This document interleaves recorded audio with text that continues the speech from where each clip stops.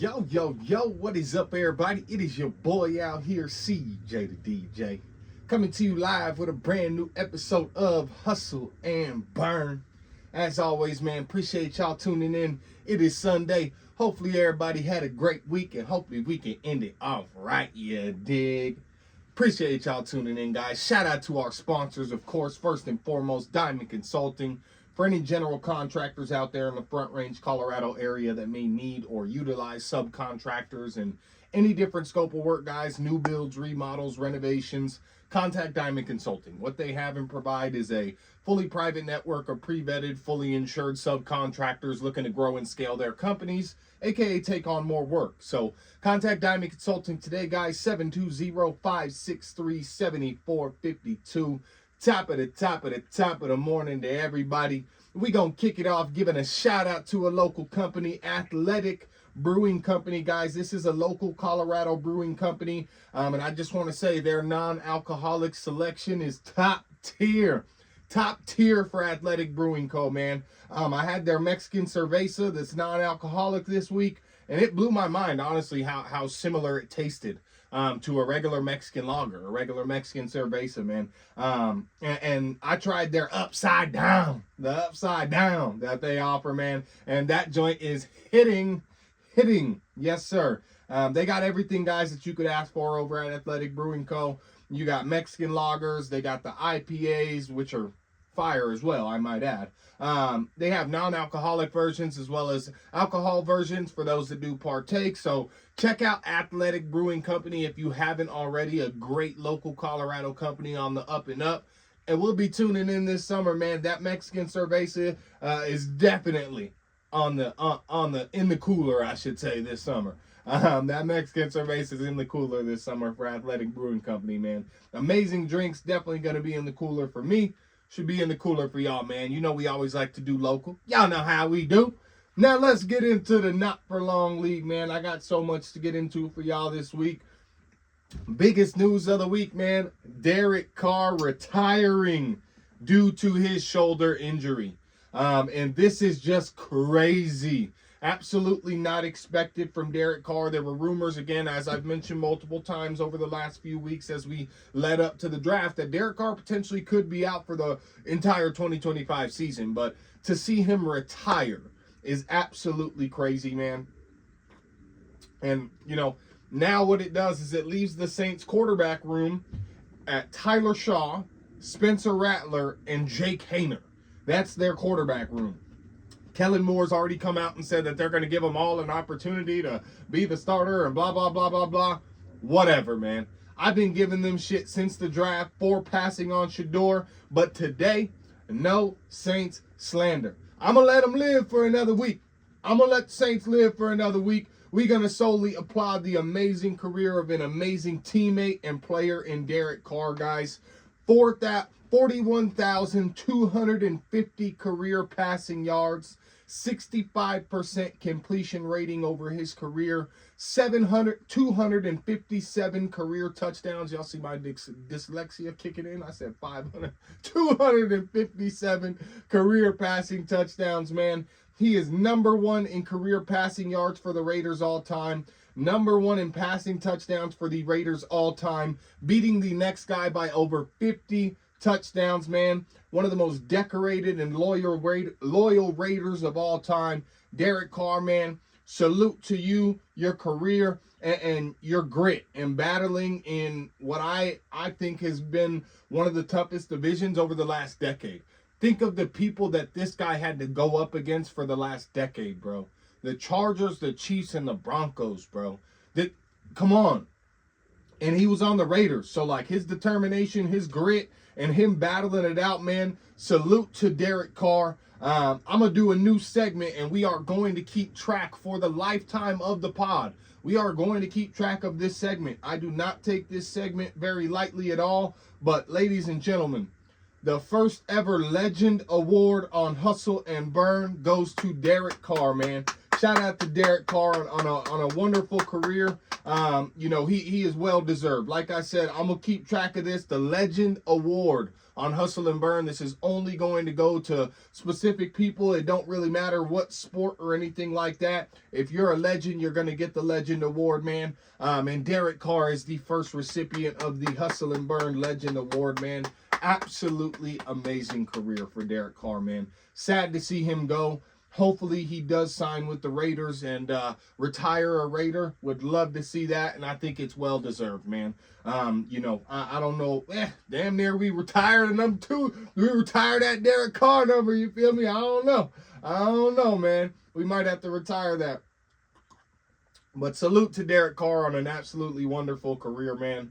And just everything he did for the Raiders organization. He really was determined to keep a winning culture, and no matter how bad things look, Derek Carr was out there slinging that rock. All right? So shout out to Derek Carr, man. Let's keep it pushing, keep it moving. We're going to move on to another big story in the NFL, in my opinion. Shamar Stewart, guys, for the Cincinnati Bengals. He was the first-round pick for the Cincinnati Bengals, Shamar Stewart. He did not participate in the first few days of rookie minicamp. Why, guys? He was unhappy with his contract that he received, okay? This is absolutely why. This is crazy. This is a rookie who just got drafted at number 17, sitting out of rookie minicamps because he is upset with his contract negotiations. This is crazy. Rookies today are getting paid crazy money. Ashton Jeanty, for example, got $35 million guaranteed as a contract from the Raiders. $22 million of that was turned into a signing bonus up front. Insane. $22 million off rip. That never used to happen, bro. That never used to happen. And this all stems from this NIL era, man. These kids are showing up in the NFL already spoiled. Like, they're already spoiled. So the NFL has to shell out all this money to try and keep up with the NIL. Otherwise, these kids are just going to find some back door to get back into college for a fucking 5th or 6th year and go get an NIL deal and grab a bag real quick, right? Like, it's just crazy to me. But this Shamar Stewart situation specifically, the reason I'm bringing it up in regard to this NIL deal is it's ironic. Shamar went to Texas A&M. And he was actually asked while at Texas A&M because he didn't transfer for a bigger NIL deal. And he said, and I quote, "If it was just about money, I would have stayed in my hometown." Well, 3 years later, it's definitely about the money now, man. He's seen these big contracts, and he obviously wants in. You're like, I get it. It wasn't his turn then. Now he feels like it's his turn. And you know, the crazy thing is, it's funny. It's because it's the Bengals, right? Like, we chatted about the Bengals during the course of the season. Like, the Bengals don't want to pay anyone, bro. They drag their feet. Ask Jamar Chase. Ask T. Higgins. Ask literally any good player that's been on the Cincinnati Bengals. So, Shamar Stewart, you went to the wrong team to be holding out for a contract, my boy. They was damn near going to let Jamar Chase break his fucking legs to see if they wanted to sign him to big money or not. Like, you know, you went to the wrong team, my boy. But this is something definitely, guys, to keep an eye on. As these NIL, you know, as the NIL continues changing the game and everything, it's clear the transition from the college to the pros basically has, like, lost its meaning, realistically speaking. Like, it's not about, oh, I got drafted, my dream is finally fulfilled. Like, nah, bro, y'all don't want to draft me? Cool, I'll mess around and stay in college for another 3 years and make $40 million off of an NIL deal. Like, it's just crazy the way that this works, and it's crazy to see the NBA reciprocating that energy and throwing bags at these rookies, bro. Ashton Jeanty, I'll keep bringing him up. He's the second highest paid running back in the NFL, guys. The second highest paid running back. He has the second most guaranteed money on his contract of any running back in the NFL. That is absolutely absurd. He just came into the league. He has not proven a thing. Yet they're throwing bags at these kids because of this NIL situation, man. So Shamar Stewart sitting out of rookie minicamps, definitely something to keep an eye on, guys. Pay attention as this continues, man. Pay attention as this NIL stuff continues. This is This is crazy. This is absolutely crazy what's going on. I I don't get it. It's wild to me. It is wild to me, man. We'll keep it pushing. But keep an eye on that NIL and that Shamar Stewart situation, because he could potentially be the martyr, right? Like, he could potentially just sit out and say, no, if you don't want to pay me what I want to get paid, I'm just not going to play for your organization. He could be that first guy. We'll see. There's a couple of these. There's a couple, man. So keep an eye on that. Let's take it down to the great state of Tejas with the team we shall not name. They made a splash this week, man, finally trading for somebody. They traded for George Pickens in exchange for a 2026 third-round pick and a 2027 pick swap. I believe it may have been a fifth-round pick swap, something like that. But they traded a 2026 third-round pick and a 2027 pick swap to the Pittsburgh Steelers for George Pickens, man. Pickens is due for a new contract, and clearly he didn't want to deal with the Pittsburgh Steelers quarterback situation.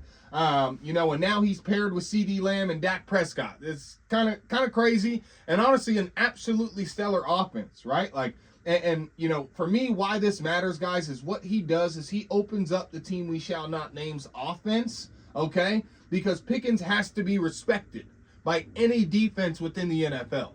You're not just letting this guy be over there and not keeping a close eye on him, right? Like, George Pickens is a dog, all right? Make no mistake. He's a dog.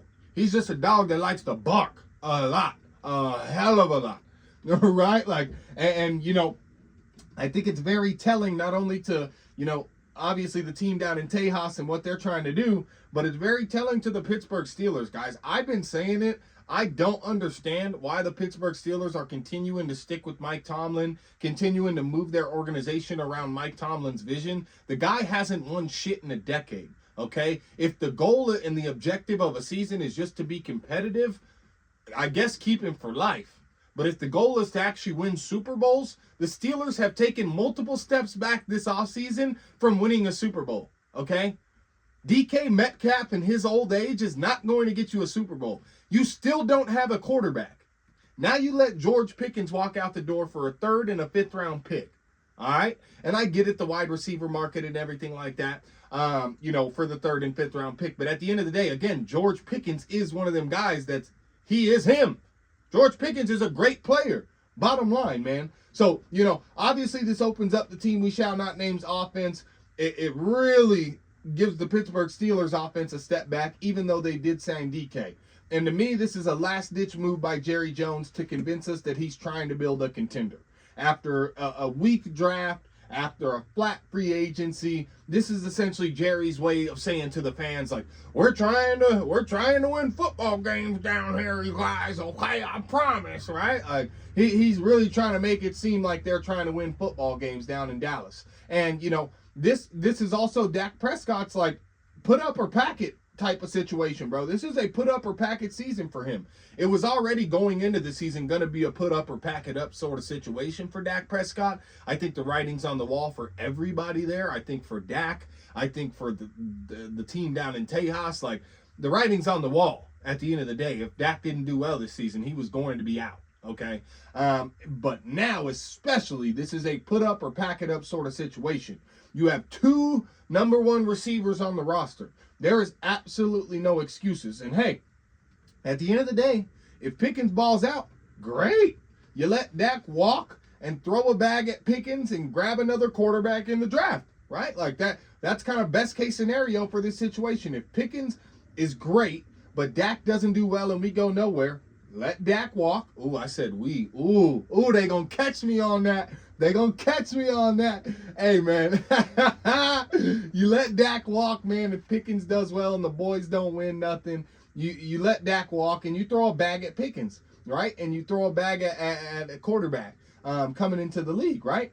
But if Pickens flops and doesn't do well and the team in Tejas doesn't do well, you let both of them go and you just start fresh. Like, it's a real win-win situation, man.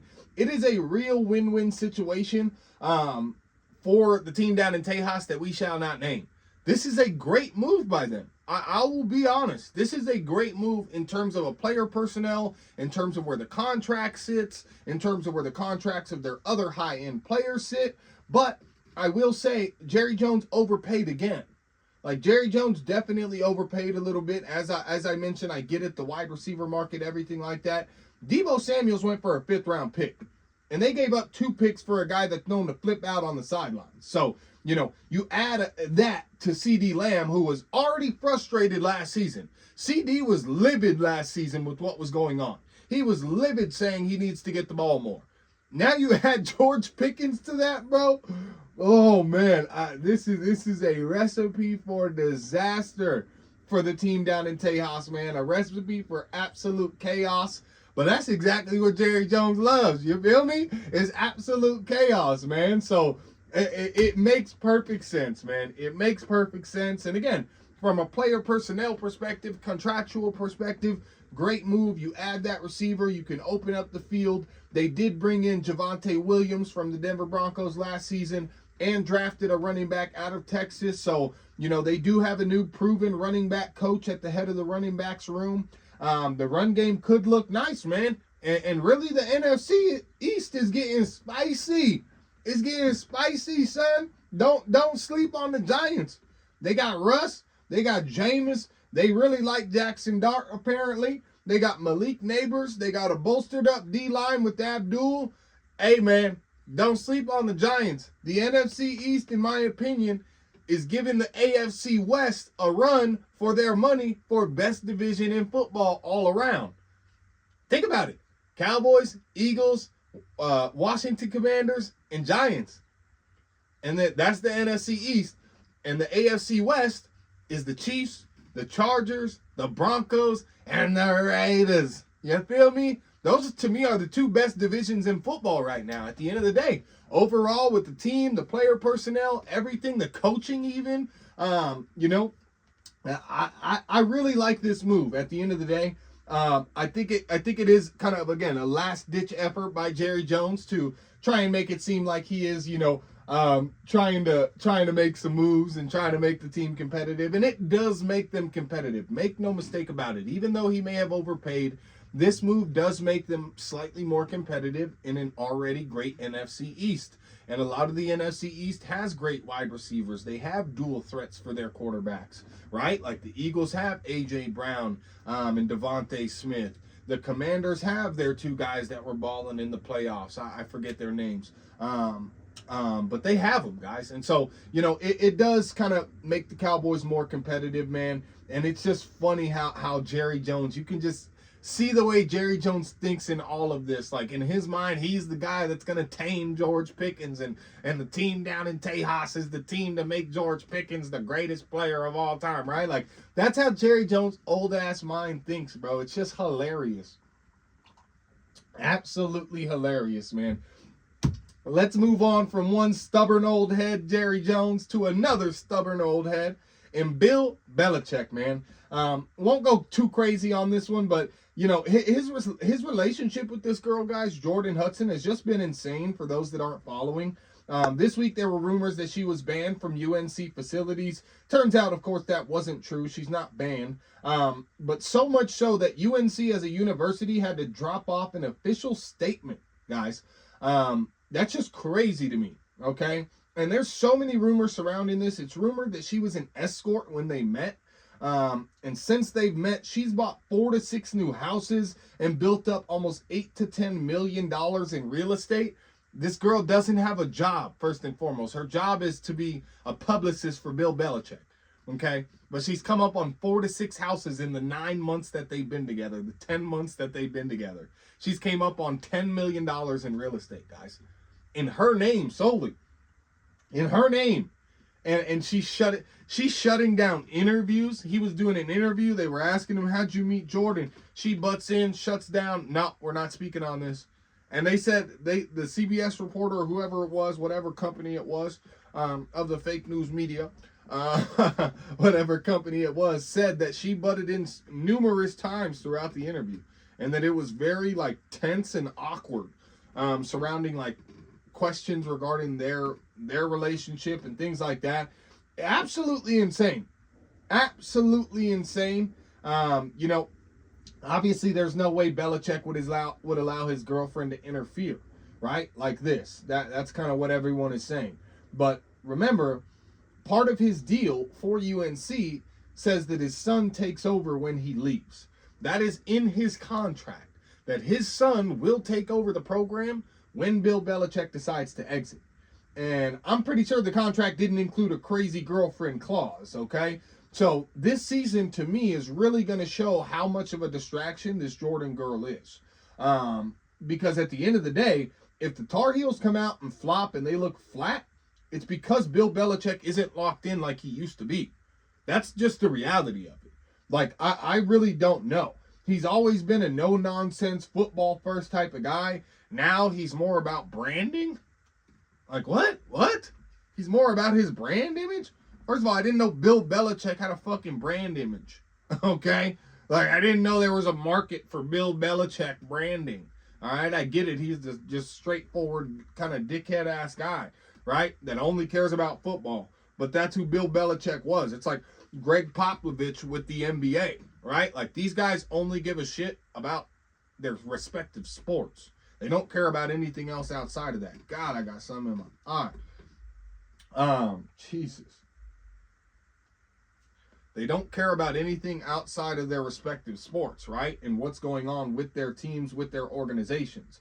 And so it's just very interesting to see Bill Belichick trying to, maneuver from like a bland legend like he is to somewhat of a mogul, right? And it's very like puppet master relationship with this Jordan girl. Like it may be Bill Belichick's downfall. Right now, she is officially sports' biggest villain, wifey. 100%. People can't stand this girl for what's going on and the way that she's kind of going about this whole transition for Bill Belichick, to the Tar Heels. But it's just going to be interesting. And I had to bring it up because, a rumor that she was banned from the university facilities and the fact that the university had to make an official statement, that to me is so telling, guys, about the grip that she has on Bill Belichick, realistically speaking. Because obviously that rumor comes out, 100% Belichick and her make a call to the university asking if that's number one true and saying number two, if it isn't true, you need to make a statement so it's clear to everyone that it isn't true for the image sake, right? Because that's all Jordan seems to be about is her image. So extremely interesting, man. And we'll see how that goes. But Bill Belichick is one stubborn mofo, man. It's pretty clear to me, in my opinion, that this girl is not good for him and is actually damaging his focus and his career at the end of the day. But it's Bill Belichick, man. Let the man live. Let the old head live, realistically speaking. All right? So shout out to Bill Belichick and not shout out to Jordan Hudson for what's going on, man. Let's keep it pushing. That's enough of the NFL and the football chat for today, man. Get y'all a quick investment wrap of the week this week. The Federal Reserve this week did not touch interest rates, guys. Their reasoning behind that, inflation's manageable, the economy remains strong, and whatever Trump is doing is working. That is just the bottom line, man. That is just the bottom line. As I've been saying, don't be fooled by the media, all right? America is winning right now. America is winning right now, guys. I've been trying to tell y'all this. America is on the come up right now. Don't let the media fool you. America is on the come up, bro. The U.S. and the U.K. made a trade deal this week. Extremely important, guys. Trump announced a trade deal this week. Interesting to note with the trade deal. The UK had been paying a 10% tariff on certain goods in the United States, okay? With this new trade deal, guys, that 10% tariff remained, okay? And they still signed the trade deal, you guys. They still signed the trade deal, okay? What that does, and should signal for you, is the United States' strength, bro. Like it or not, the UK bent the knee. They agreed to a 10% tariff remaining as well as this within this new trade deal. All right? So for all the hoorah about the tariffs and everything like that, again, as I said, it's just a negotiation tactic by a genius businessman in Donald Trump to get these countries to the negotiation table, because we haven't negotiated new trade deals in decades, yo. That's all it was. That's all it was. Now, did it have an effect on the markets and stuff like that? Yeah. But it's more so just the FUD the fear, uncertainty, and doubt from people, right? Which being in the Forex markets, I love. I want Trump to keep opening his mouth. You know, I need some more liquidity going on. But it's just like I've been saying to you guys, and like I've been preaching, guys, like it or not, there's more trade deals on the way, more trade deals with countries on the horizon. And again, the U.S. is very strong right now, guys. The U.S. is on the up and up, and the U.S. is going to be on the up and up for the next 2 to 3 years while Donald Trump is president, and they are going to be the top dog, okay, for the next 8 to 12 years, realistically, within the world. The United States economy is about to go through a boom, you know. I am telling you, mark my words on it. Y'all were worried about a recession 6 months ago, 3 months ago. Where's your recession now, bro? We are not in a recession. The economy is booming, okay? The economy of the United States, the infrastructure of the United States is absolutely booming, as I have mentioned for you guys, all right? So keep paying attention to these trade deals that are going to be coming, that are going to be flowing in, because more and more, especially now that the UK signed their trade deal, people can go in, kind of see the nuances of that deal, the intricacies of that deal, and then they can come to the negotiation table with their own mindsets and their own things that they want to push, their own agenda, if you will, right, for their respective countries. That's what you're going to see. Expect more trade deals to be announced within the next week or so here, guys, as we continue to progress, okay? Number 2 with the investment wrap of the week. The crypto markets are making a comeback, guys. Bitcoin's making a major comeback. It regained $100,000 this week. Currently was sitting at about $104,000. It's got people buzzing again. Could this be the start of another crypto bull run potentially? Another crypto rocket ship going up? We really just had a 90-day sell-off. Guys, think about this. This is what's crazy about crypto markets, okay? We had a 90-day sell-off. The last 3 months since February, guys. Since basically Donald Trump got elected, okay? The inauguration happened, February hit, and basically since then, the crypto markets, especially Bitcoin, have just been going steadily down. So we had a 90-day sell-off.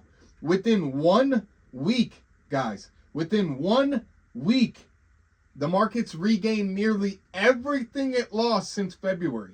That's how insane these crypto markets are, bro. You could have potentially caught the bottom on these crypto markets and been up 10, 20% already, bro, on your money. It's crazy money, guys. Again, like I said with crypto, you know, it's a little bit more, you know, high risk, high reward, if you will, being in the crypto markets versus being in the stock market and everything like that. It's high risk, high reward. As I just mentioned, if you caught the bottom like a week or so ago, you're up 10 to 20%, depending on what you put your money in. If you put your money in Bitcoin, you're up 10, 20% over the last week, yo. That's a lot of money. That is a lot of money. And you know, the reality is the more money you got to play with, not play with, but invest smartly, the better you can do in the crypto markets, man. If you can really learn technical analysis and look at these charts, the charts tell you all you need to know.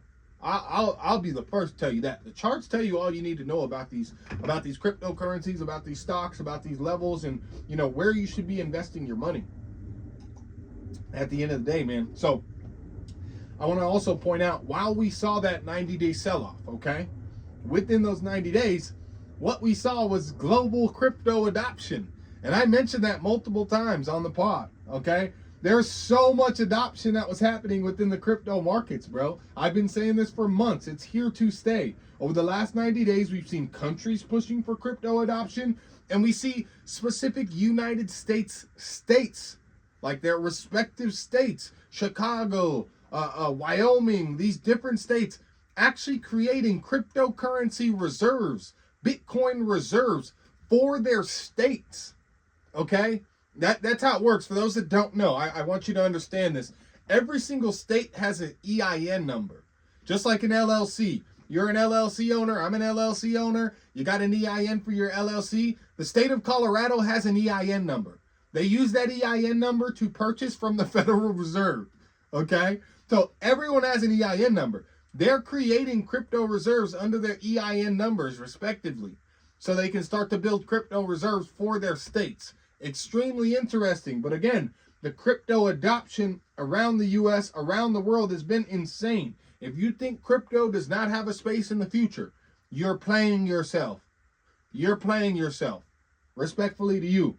This space has potential to generate retirement level money quickly if you play your cards right and if you invest properly. So keep an eye on crypto, man.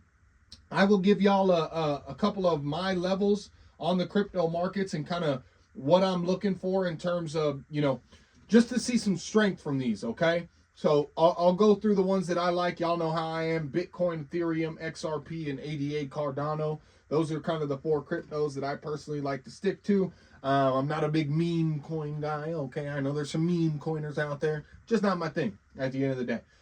So Bitcoin, guys, what I'm looking for, I want it to hold. I want it to break and hold above 106,000, okay? Which it's rapidly approaching that. It could be at that before the end of the day today.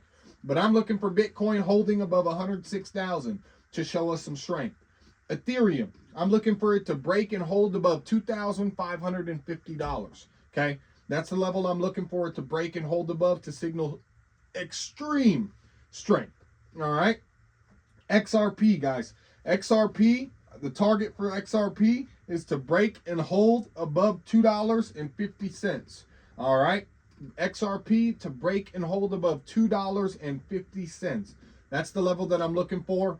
ADA Cardano, the target for that, guys, is to break and hold above 91 cents. All right, these are the levels that I want to see. Bitcoin above 106, Ethereum above 25.50, XRP above $2.50, and Cardano above 91 cents. Those are the key levels right now for me, guys, that I'm looking for all of these cryptocurrencies to break through and maintain and hold above. If they do that, we are going to continue to go back up to retesting all-time highs on all of these. 106K is damn near Bitcoin's all-time high. It went up to like 108, but at the end of the day, guys, if it can break through and hold at these levels, really, I'm telling you, it's time to get back in. It's already time to get back in realistically, but we like to do it smart, right? Like, I'm not just someone who comes on here and tells you to throw your money somewhere, right? And I do want to say, this is never financial advice. Do your own research, of course, make your own decisions, but there's money to be made at the end of the day. And if you don't do it properly, you're leaving money on the table. And who wants to leave money on the table? What are we doing, right? So, hey, if you're more cautious, what you can do is you can wait for those break and hold levels that I just get you. Those are, again, if we break through those levels and we hold at those levels, it's a clear sign and signal of strength within the crypto market. That's why I'm telling you guys, again, if you're a more cautious person, you're more cautious. Wait for those breakthroughs and holds above those points before you enter the market, because those are clear strength signals, them breaking through and holding at those levels.